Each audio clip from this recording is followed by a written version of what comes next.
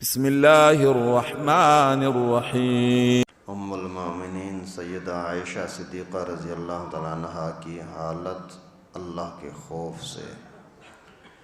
سیدہ عائشہ صدیقہ رضی اللہ تعالیٰ عنہا سے حضور صلی اللہ علیہ وسلم کو جتنی محبت تھی وہ کسی سے مخفی ڈھکی چھپی نہیں ہے، حتیٰ کہ جب رسول اللہ صلی اللہ علیہ وسلم سے کسی نے پوچھا کہ آپ کو سب سے زیادہ محبت کس سے ہے تو آپ صلی اللہ علیہ وسلم نے فرمایا عائشہ سے۔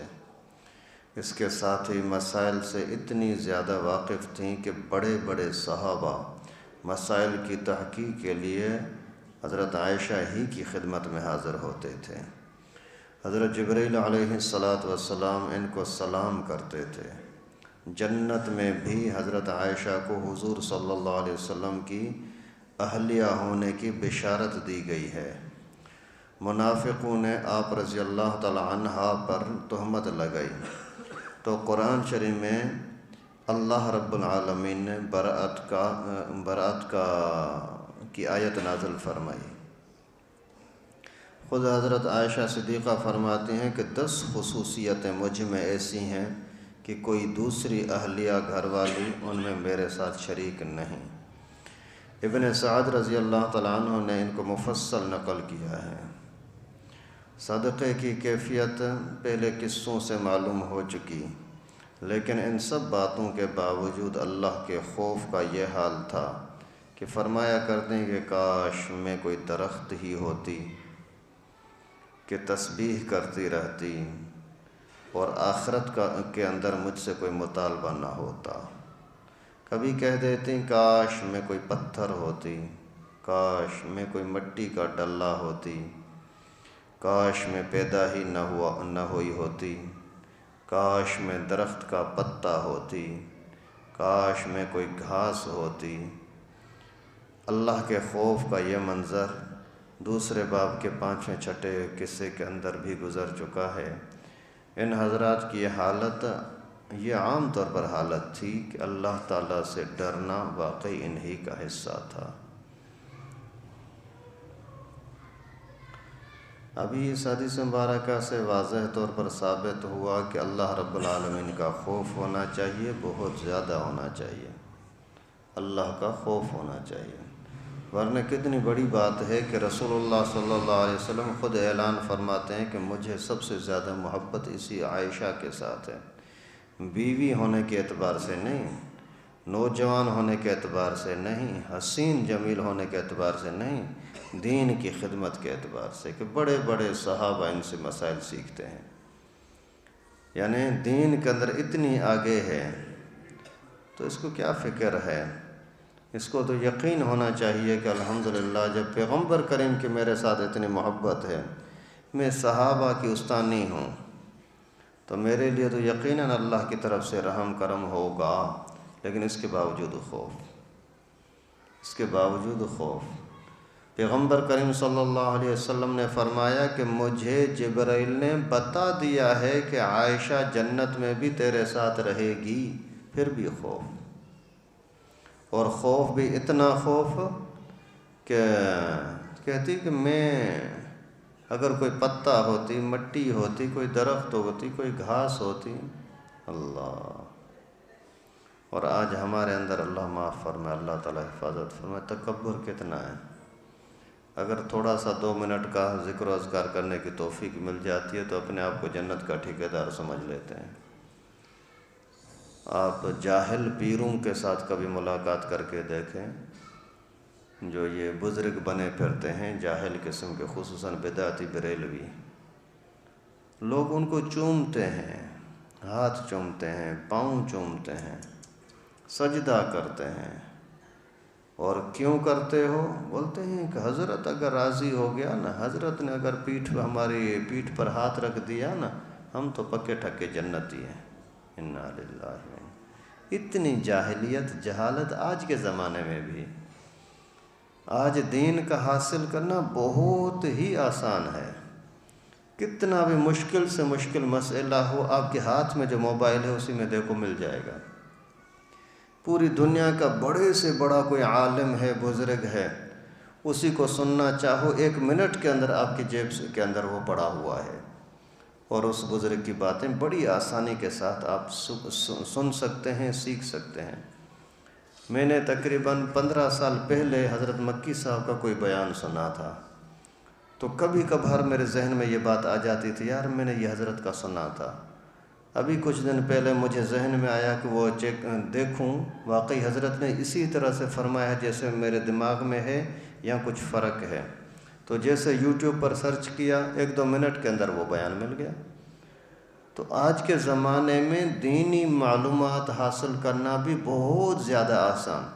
اس کے باوجود اگر کوئی بندہ اتنا گمراہ ہو جاتا ہے کہ ایک بھوکے پیاسے انسان کو، محتاج انسان کو، کھانے کے لیے محتاج، پینے کے لیے محتاج، پیشاب کے لیے محتاج، پاخانے کے لیے محتاج، اٹھنے کے لیے محتاج، بیٹھنے کے لیے محتاج، سونے کے لیے محتاج، جاگنے کے لیے محتاج، ذرے ذرے میں اتنا محتاج کہ وہ پیر اپنے مریدوں سے بھیک مانگتا ہے۔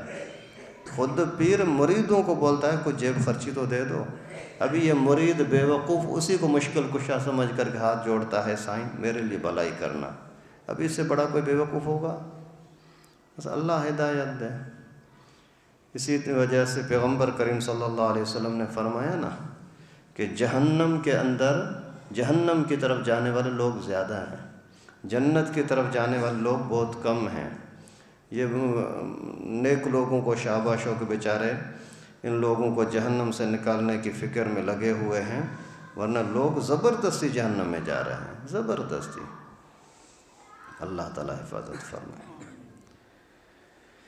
فضائل قرآن میں سے حضرت علی کرم اللہ وجہہ سے روایت ہے، قال رسول اللہ صلی اللہ علیہ وسلم من قرأ القرآن فاستظہرہ فأحل حلالہ وحرم حرامہ ادخلہ اللہ الجنۃ وشفعہ فی 10 من اہل بیتہ کلہم قد وجبت لہ النار۔ کہ اللہ کے نبی صلی اللہ علیہ وسلم نے فرمایا کہ جس شخص نے قرآن پڑھا، پھر اس کو یاد کیا اور اس کے حلال کو حلال جانا، حرام کو حرام جانا، اللہ تعالی شانہ اس کو جنت میں داخل فرمائیں گے۔ بہت بڑا انعام ہے۔ قرآن پڑھا، یاد کیا، پورا بھی نہیں جتنا کر سکے، حلال کو حلال بھی سمجھا، حرام کو حرام بھی سمجھا، تو تمہارے لیے جنت۔ لیکن آگے جو خوشخبری ہے وہ بہت بڑی، کیا؟ اور اس کے گھرانے میں سے ایسے 10 آدمیوں کے بارے میں اس کی سفارش قبول فرمائیں گے جن کے لیے جہنم واجب ہو چکی ہو۔ آپ کا چچا ہے، ابا ہے، امی ہے، کون کہتا ہے کہ میری امی جہنم میں جائے، میری بیوی جہنم میں جائے، میری بیٹی جہنم میں جائے، میرا بھائی آگ میں جلے؟ کوئی نہیں چاہتا۔ اگر آپ ایسا نہیں کر سکے، حافظ نہیں بن سکے، حافظ قرآن، بیٹے کو بناؤ، بیٹی کو بناؤ، انشاءاللہ العزیز آپ کے لیے بہت اچھا ہو جائے گا، بڑا فائدہ ہو جائے گا۔ اگر آپ کا بیٹا دنیا کے اعتبار سے منسٹر بن جائے، کتنی خوشیاں مناتے ہو، ہاں میرا تو بیٹا بھائی ایس ایچ او بن گیا ہے، میرا بیٹا تو ڈی سی صاحب ہو گیا ہے، ڈی آئی جی بن گیا ہے، ابھی تو میرا بیٹا گورنر بن رہا ہے۔ ارے بابا یہ 1-2 سال کے لیے ہے، پھر ان کو جو بنا رہے ہیں وہی ذلیل کر کے پھینک دیں گے۔ لیکن اگر ہم نے اللہ رب العالمین کی رضا کی خاطر اپنے بچے کو حافظ بنا دیا تو پھر جنت کی ٹکٹ ملے گی، اس کو بھی آپ کو بھی، اس کو بھی آپ کو بھی۔ اتنا بڑا انعام آسانی سے آدمی کما سکتا ہے، تھوڑا سا توجہ کریں۔ اللہ تعالی ہم سب کو عمل کی توفیق نصیب فرمائے۔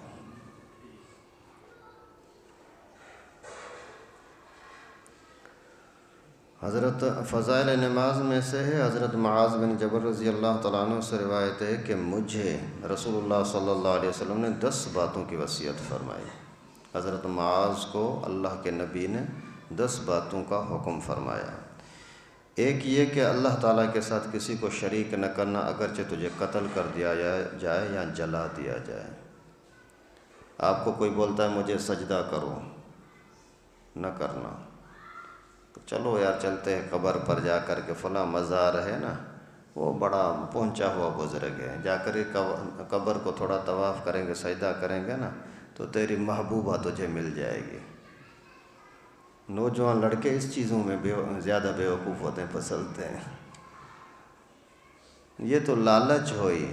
پیغمبر کریم نے تو خوف کا بتایا کہ اگر آپ کو آگ سامنے جلا کر کے اس کے اندر پھینکیں، ڈالیں، اس کے باوجود غیر اللہ کو سجدہ نہ کرنا، قبر کو سجدہ نہ کرنا، پیر پرست نہ بننا، مخلوق پرست نہ بننا، انسان پرست نہ بننا، اللہ پرست، والدین کی نافرمانی نہ کرنا، اگرچہ وہ تجھے اس چیز کا حکم دے دیں کہ بیوی کو چھوڑ دے یا سارا مال خرچ کر دے، ماں باپ کا دل نہ دکھانا۔ اللہ معاف فرمائے، تھوڑا سا آدمی اپنے دل پر ہاتھ رکھے، تھوڑا سا سوچے، کون ہوگا جس نے آج کے زمانے میں ماں کا دل نہ دکھایا ہو؟ کون ہوگا ایسا جس نے اپنے باپ کا دل نہ دکھایا ہو؟ بچہ باپ کو بیوقوف سمجھتا ہے کہ ابو کو کیا پتہ ہے آج کے زمانے کا، ہم حالات کو جانتے ہیں، امی کا کتنا دل دکھاتے ہیں، اس سے بڑا ظالم کون ہوگا یار؟ اللہ کے نبی نے کیسے پیارے انداز میں سمجھایا کہ ماں کی بات نہ ٹھکرانا، ابو کی بات نہ ٹھکرانا، اگر وہ کہتے ہیں بیوی کو چھوڑ دے تو چھوڑ دینا، امی کا دل نہ دکھانا۔ اور ہم ہیں کہ امی کو گھر سے نکال دیتے ہیں، جاؤ میری بیوی کو تیری کھانسی اچھی نہیں لگتی،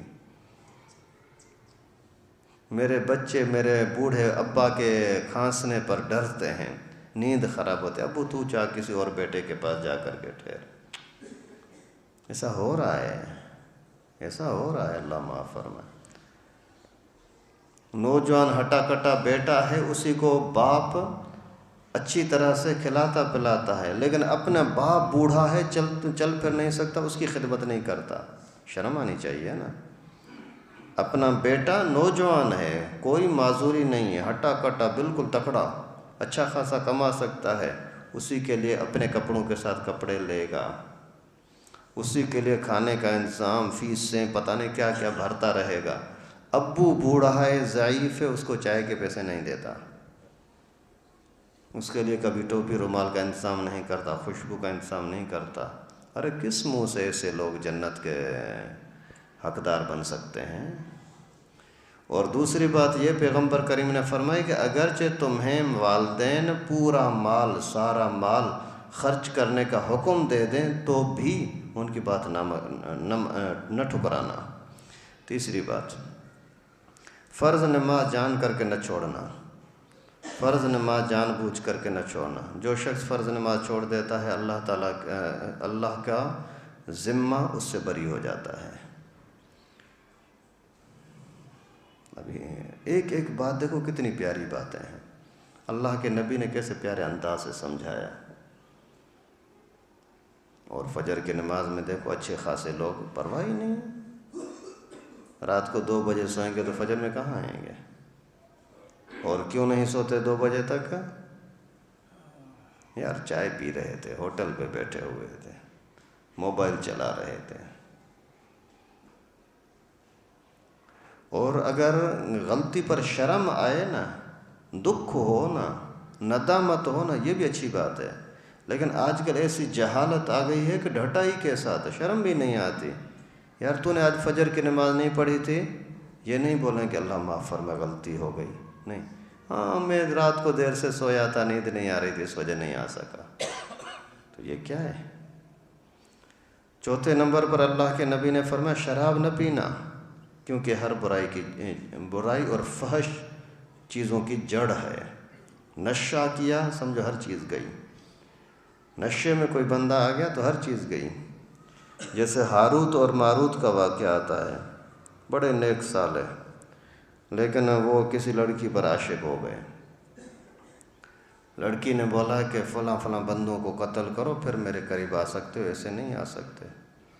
انہوں نے بولا نہیں قتل تو بڑا جرم ہے، قتل کون کرے گا، نہیں بھائی یہ تو نہیں کر سکتے۔ تو اس نے بولا بھلا اتنا کرو، شراب پی لو بھلا پھر کرنا۔ انہوں نے شراب پی لیا، ابھی نشے میں آ گئے۔ جیسے نشے میں آ گئے تو پھر بولا کہ ابھی میرے قریب تباہ ہو گئے، جب ان کو مارو۔ بولا ہاں ہاں مارتے ہیں۔ نشے میں آ کر اسی ٹائم پر قتل کر دیا۔ تو نشہ، شراب ہر برائی کی جڑ، ہر برائی کی جڑ۔ اور مسلمانوں میں، مسلمانوں کے بچوں میں، نمازیوں کے بچوں میں کتنی یہ بیماری عام ہو گئی ہے، اللہ کی پناہ۔ 5ویں نمبر پر یہ کہ اللہ کی نافرمانی نہ کرنا، کہ اس سے اللہ تعالیٰ کا غضب اور قہر نازل ہوتا ہے۔ اللہ کی نافرمانی کرو گے تو اللہ تعالیٰ کا غصہ ہوگا۔ جب اللہ کا غصہ آیا تو پھر تمہارے لیے تمہارے ہاتھ کا کھانا، تمہارے منہ میں پڑا ہوا نوالا، وہ بھی تمہیں کام نہیں آ سکتا۔ اللہ کے ناراضگی ہوگی، یہ جو سانس لے رہے ہو نا بغیر تکلیف کے، یہ سانس رک جائے گا، آگے نہیں جائے گا۔ آنکھیں جن سے دیکھ رہے ہو، یہ آنکھیں اچانک اندھی ہو جائیں گی، نابینا ہو جائیں گی۔ اللہ کی نافرمانی نہ کریں، اللہ تعالیٰ حفاظت فرمائے۔ چھٹا یہ کہ لڑائی میں بھاگنا نہیں، جہاد میں بھاگنا نہیں، چاہے کہ سارے ساتھی آپ کے بھاگ جائیں، سارے بھائی آپ کے بھاگ گئے، سارے گروپ کے لوگ بھاگ گئے، ڈٹے رہنا، اکیلے ہی ہو خیر ہے، لیکن بھاگنا نہیں۔ بھاگ گئے تو اللہ کی ناراضگی ہوگی۔ جب اللہ ناراض ہو گیا نا، پھر بھاگ کر کے جہاں بیٹھو گے نا ایئر کنڈیشن کمرے میں، وہاں بھی سکون نہیں آئے گا۔ اللہ کو جو ناراض کیا بھی کہاں تو جو سکون ملے گا۔ 7واں یہ کہ اگر کسی جگہ وبا پھیل جائے جیسے طاعون وغیرہ، تو وہاں سے بھاگنا نہیں، کرونا کی وجہ سے بھاگنا نہیں، کسی اور وبا کی وجہ سے بھاگنا نہیں، اللہ پر ایمان رکھنا۔ ابھی میں پڑھا رہا تھا موطا امام محمد کے اندر، حضرت عمر فاروق رضی اللہ تعالیٰ عنہ ایک مرتبہ کسی جہاد کے لیے کس جگہ پر تشریف لے گئے۔ جیسے سفر کر کے وہاں اسی گاؤں میں پہنچے تو وہاں کے اچھے خاصے بزرگ لوگ وہ باہر آ گئے، حضرت یہاں وبا پھیلی ہوئی ہے، وائرس پھیلا ہوا ہے، آپ مہربانی کر کے نہ آئیں، کیونکہ آپ کی امت کو بڑی ضرورت ہے، امت کو آپ کی بڑی ضرورت ہے، آپ مہربانی کر کے اندر نہ آئیں، اچھا ہے۔ حضرت عمر فاروق رضی اللہ تعالیٰ عنہ نے لوگوں کو جمع کیا، بڑے بڑے صحابہ کرام، بدری صحابہ، ان سے پوچھا بتاؤ کیا کروں؟ وہاں بھی اختلاف ہو گیا، کسی نے بولا کہ جاؤ اچھا ہے، کسی نے بولا نہ جاؤ اچھا ہے۔ حضرت عمر فاروق رضی اللہ تعالیٰ عنہ چل پڑے اسی وائرس والے شہر کے اندر، فرمایا جو کچھ ہوتا ہے اللہ تعالیٰ کی طرف سے ہوتا ہے۔ کسی نے آواز دی، بولا کہ یہ آپ یعنی خود اپنے آپ کو ہلاکت میں ڈال رہے ہو۔ حضرت عمر فاروق رضی اللہ تعالیٰ عنہ نے فرمایا کہ یہاں تک ہمارا پہنچنا بھی اللہ کی تقدیر سے، آگے جانا بھی اللہ کی تقدیر سے ہے، جو کچھ ہونا ہے وہ بھی اللہ ہی کی تقدیر سے ہے۔ تو یہاں پیغمبر کریم صلی اللہ علیہ وسلم نے فرمایا کسی وائرس سے، وبا سے بھاگنا نہیں۔ اور 8ویں نمبر پر حضرت معاذ کو پیغمبر کریم نے یہ وصیت فرمائی کہ اپنے گھر والوں پر اپنی طاقت کے مطابق خرچ بھی کرتے رہنا۔ اس میں دونوں پہلو پائے گئے، مائنس بھی پلس بھی، مثبت بھی منفی بھی۔ اگر آپ کو خرچہ کرنا ہے تو اپنی طاقت کے مطابق کرنا، منع طاقت اگر 1000 روپے کی ہے تو 500 پر گزارا نہ کرنا، 1000 ہی کے مناسبت سے خرچہ کرو۔ اگر طاقت 1000 کی ہے تو 2000 روپے کا خرچہ نہ کرنا، اپنے آپ کو رسوا نہ کرنا، بھیک مانگنی پڑے، نہیں، اپنی طاقت کو دیکھو۔ یہ ایک چیز اگر گھر کے اندر ہمارے گھروں کے اندر آ جائے نا، کبھی بھی میاں بیوی کے جھگڑے نہیں ہوں گے۔ میاں بیوی کے جھگڑے کا فساد یہی ہوتا ہے، بیوی بولتی اور زیادہ دے دو، شوہر کے پاس ہے نہیں تو کہاں سے دے گا۔ اور یہ شکایت پیغمبر کریم کے زمانے میں نبی پاک کے ساتھ ہوئی تھی۔ پیغمبر کریم صلی اللہ علیہ وسلم کے پاس گھر والوں نے آ کر کے احتجاج کیا، ہمارے پاس کھانا نہیں ہے، راشن پانی نہیں ہے، انتظام نہیں ہے۔ ابھی ایمان کا تقاضا یہ ہے کہ آپ کی توجہ پوری قیامت کے لیے ہونی چاہیے، آگے کی تیاری کے لیے ہونی چاہیے، دنیا کے اعتبار سے نہیں۔ حالانکہ ان کا کوئی قصور نہیں تھا، ان کی بات کوئی غلط نہیں تھی، احتجاج ناجائز نہیں تھا، مہینہ مہینہ ہو جاتا تھا، گھر میں روٹی نہیں پکتی تھی۔ ایسے عالم کے اندر وہ اگر التجا کرتی ہیں کہ ہمیں خرچہ دو تو کوئی مشکل نہیں ہے، نکاح کیا تو خرچہ دینا ہے۔ لیکن اللہ رب العالمین کو یہ بات بھی پسند نہیں آئی۔ اللہ رب العالمین نے قرآن نازل فرمایا کہ ان کو اختیار دے دو، ان کو اختیار دے دو۔ ایک یہ کہ اگر اسی حالت کے اندر راضی رہیں کہ اللہ اور اللہ کا رسول ان سے خوش ہوگا، لیکن مالی لحاظ سے تنگی ہوگی، اس میں راضی ہیں تو ٹھیک ہے، اگر نہیں تو بھلے ان کو طلاق دے دیں، بھلے ان کو طلاق دے دیں اگر وہ چاہتی ہیں تو۔ سب نے رو کر کے عرض کیا اللہ کے رسول، ہمیں اللہ چاہیے، اللہ کا رسول چاہیے، ہمیں دنیا نہیں چاہیے۔ تو یہاں آج کے زمانے میں بھی اگر عورت شوہر کی آمدنی اور خرچے کے اس کی طاقت کے مطابق مطالبہ کرے، کوئی جھگڑا ہوگا ہی نہیں۔ اور 9ویں نمبر پر یہ کہ تنبیہ کے واسطے ان سے لکڑی نہ ہٹانا، ڈنڈا اٹھائے رکھنا۔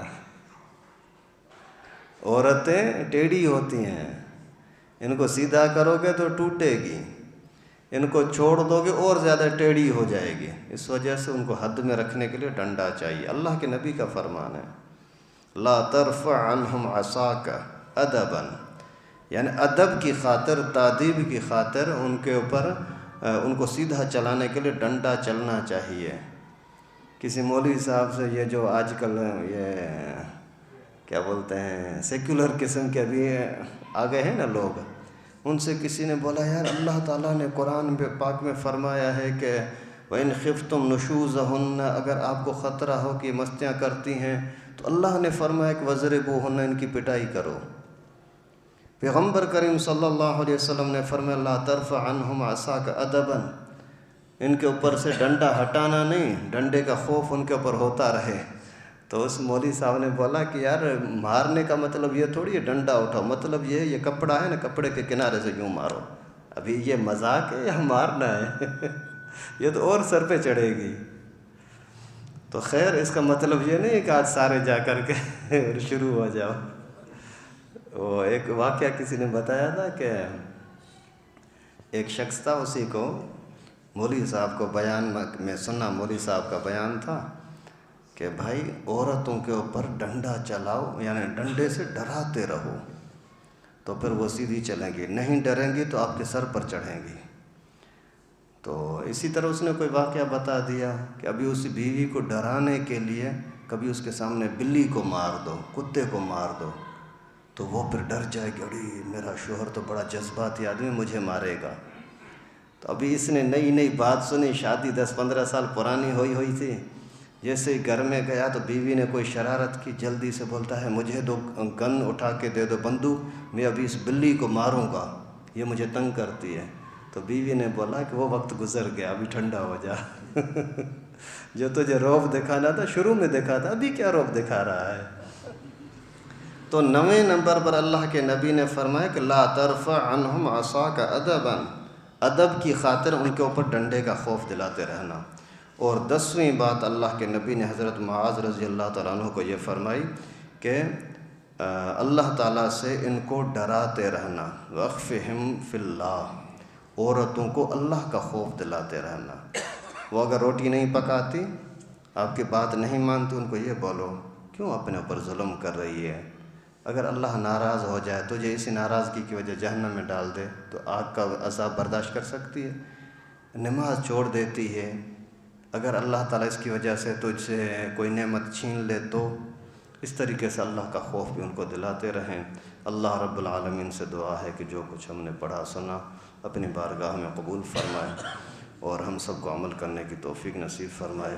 بھائی یہ اجتماع اوپر سے آ رہا ہے، اس جمعرات سے ہے انشاءاللہ، ابھی جو جمعرات آئے گی، تو اس وجہ سے سارے ساتھی، پہلے بھی تقاضا آئی تھی کہ ساتھی برکت کی خاطر کچھ نہ کچھ پیسے اپنا جمع کرا دیں، نام لکھوا دیں۔ ظاہر بات ہے انتظام کرنا گاڑی وغیرہ کا، وہاں کے ٹینٹ وغیرہ لگانا، یہ کوئی آسان کام تو نہیں ہے۔ اگر جانا ہے ہی تو کسی کو انتظار کرانے کا کیا فائدہ؟ اس وجہ سے خود بھی جانے کی کوشش کریں اور دوسروں کو دعوت بھی دیں اور کسی کو انتظار بھی نہ کرائیں۔ پہلے سے ہی بھلے پورے پیسے نہیں، جتنے مانگتے ہیں ساتھی مشورے سے یہ کچھ نہ کچھ حصہ دے دیں تاکہ ان کو یقین ہو جائے، آپ کا نام اس لسٹ کے اندر آ جائے۔ اللہ تعالی ہمارے لیے آسانی فرمائے۔ اللہ رب العالمین اس اجتماع کو کراچی والوں کے لیے، پوری امت کے لیے برکت کا ذریعہ بنائے۔ وآخر دعوانا الحمدللہ رب العالمین۔